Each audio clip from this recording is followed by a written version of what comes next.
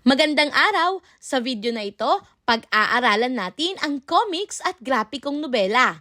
Ano-ano kaya ang mga sangkap at katangian ng isang grapikong nobela?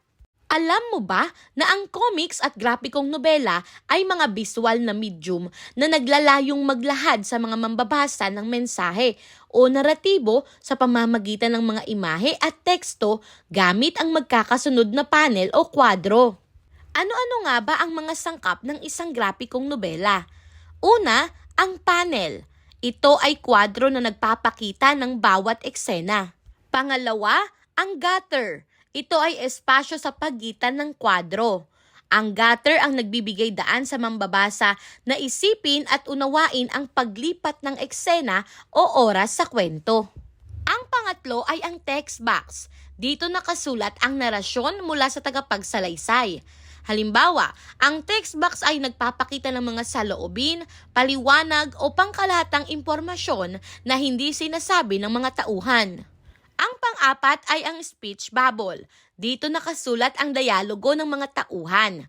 Ang speech bubble ay ginagamit upang ipakita ang mga pahayag o usapan ng mga tauhan. Panlima, ang speech balloon.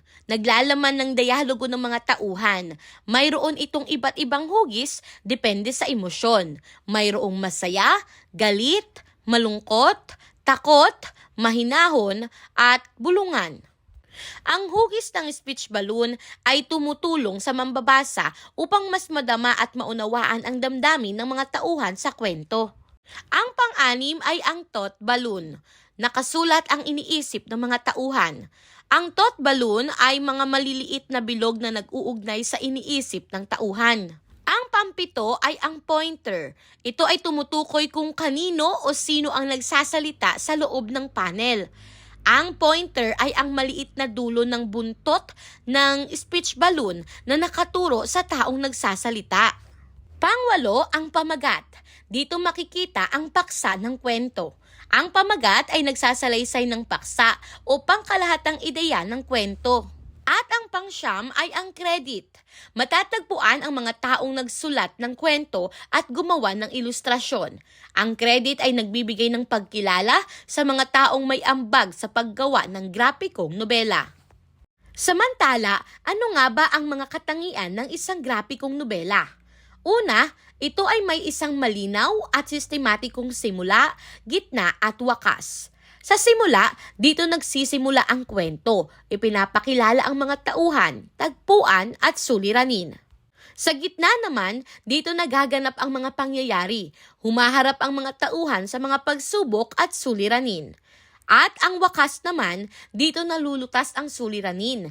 Nagbibigay ng aral o mensahe ang kwento. Pangalawa, may isang sentral na salaysay ang isang grapikong nobela. Ang grapikong nobela ay may iisang pangunahing kwento o ideya na sinusundan mula simula hanggang wakas. Pangatlo, may pag-unlad ang karakter at may personal na paglalakbay.